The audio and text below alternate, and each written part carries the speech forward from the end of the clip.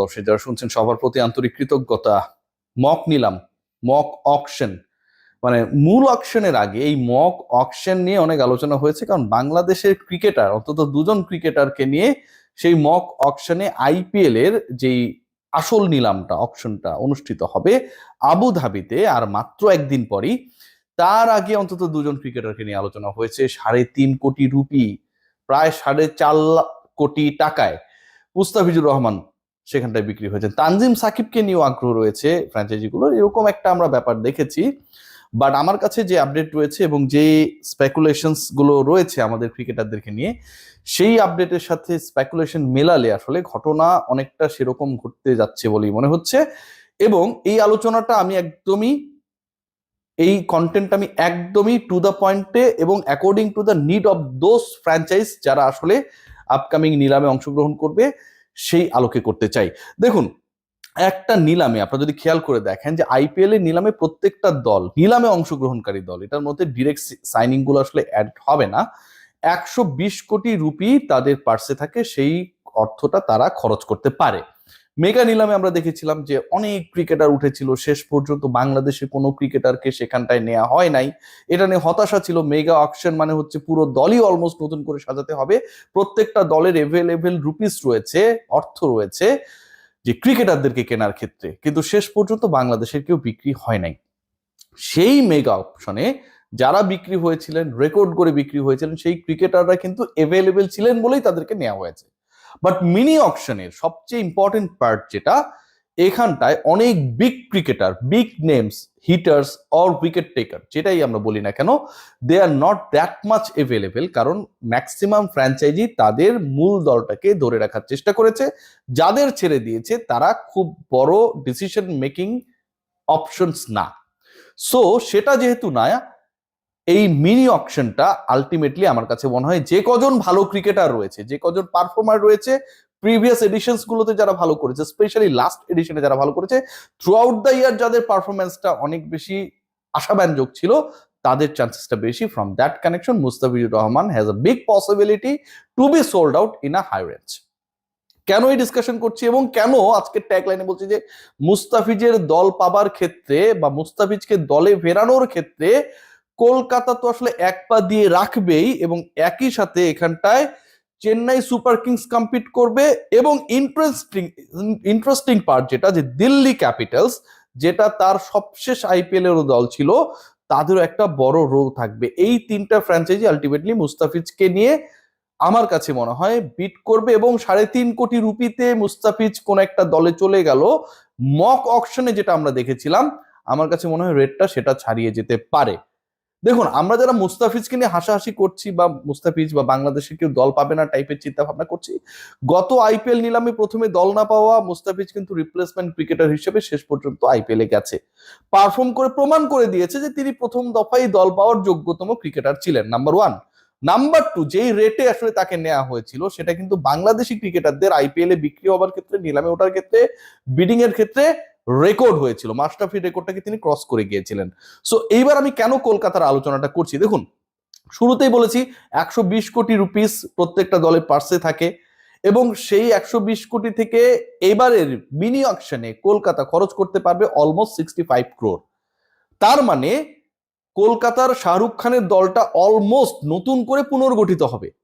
Last IPL এর experience ভালো ছিল না, আন্দ্রে রাসেলের মতো ক্রিকেটার এবার নেই, এবং এই বাস্তবতায় কলকাতা আলটিমেটলি আপকামিং আইপিএল এর মূল দলই গড়বে আপকামিং মিনি অকশন থেকে। মিনি অকশন থেকে কেন বলছি, 120-এর মধ্যে তাদের ধরে রাখা ক্রিকেটারদের যে ভ্যালু সেটা হচ্ছে 55 কোটি রুপি, বাকি 65 কোটি রুপি তারা খরচ করবে মিনি অকশনে, এবং তাদেরকে যেই ক্রিকেটার ভেরাতে হবে তাতে অন্তত 6 জন ক্রিকেটার রয়েছেন যারা ফরেন ক্যাটাগরির ক্রিকেটার, 31 জন বিদেশি ক্যাটাগরি ক্রিকেটারকে দলগুলো নেবে, কলকাতাকেই নিতে হবে 6 জনকে তাদের 25 জনের ওই কোটাটা পূরণ করতে, যার হাতে রয়েছে 65 কোটি রুপির কাছাকাছি।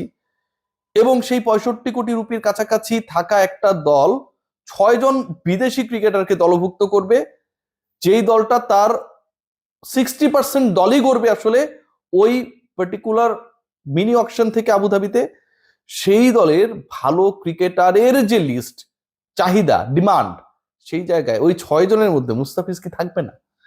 2 কোটি ভিত্তি মূল্যের মুস্তাফিজ কি থাকবে না?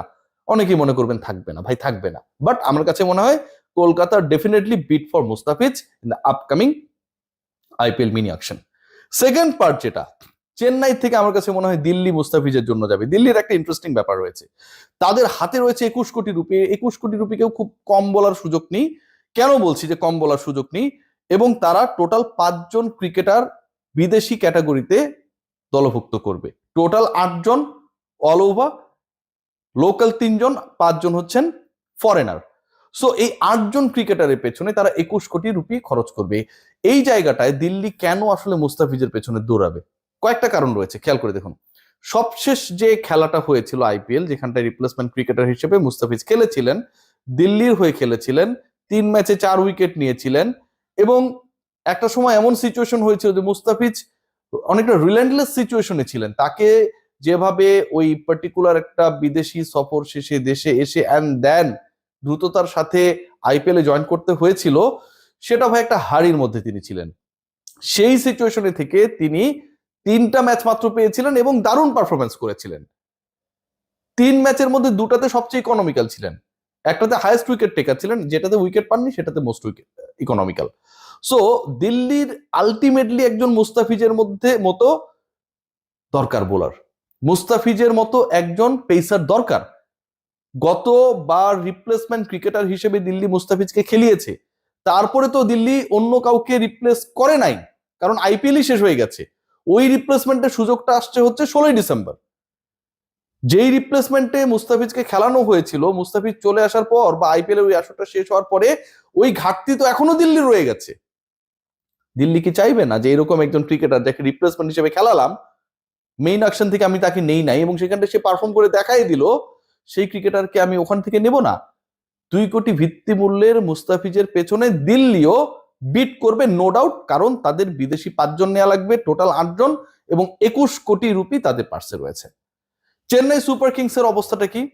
তারাও একটা কমফোর্ট জোনে রয়েছে লাইক কলকাতা নাইট রাইডার্স, এবং তাদের যে আরো কমফোর্ট জোনে থাকার একটা বড় কারণ হচ্ছে যে চেন্নাইয়ের টোটাল বিদেশি ক্যাটাগরির ক্রিকেটার দরকার 4 জন, আবার রয়েছে 44 কোটি রুপি। খেয়াল করে দেখুন, কলকাতার 6 জন ক্রিকেটার দরকার, বিদেশি ক্যাটাগরিতে টোটাল 13 জন ক্রিকেটার দরকার, তাদের স্কোয়াডের অর্ধেকেরও বেশি ক্রিকেটার তাদেরকে অপশন থেকে নিতে হবে। কিন্তু সেই বাস্তবতায় কলকাতার জন্য কিছুটা হলো টাফ হয়ে গেল সিচুয়েশন। একই টাফেস্ট সিচুয়েশন কিন্তু চেন্নাইয়ের জন্য না। তাদের দরকারই হচ্ছে 4 জন বিদেশি ক্যাটাগরি ক্রিকেটার, এবং এই 4 জনের জন্য প্লাস কিছু লোকালের জন্য তাদের পার্সে রয়েছে 44 কোটি রুপি।